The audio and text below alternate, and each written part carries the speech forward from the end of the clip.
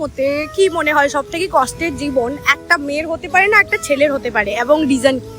দেখতে গেলে এখনকার দিনে আমার মনে হয় একটা মেয়ের জীবনই বেশি কষ্ট, কারণ মেয়েদের যেইভাবে গ্রো আপ হতে হয় এই সমাজে আমাদের, তো এটা মানিয়ে নেওয়াটা খুব কঠিন আর কি একটা মেয়ে হিসেবে।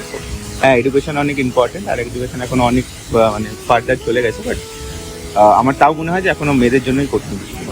ওকে, সেম কোয়েশ্চেন।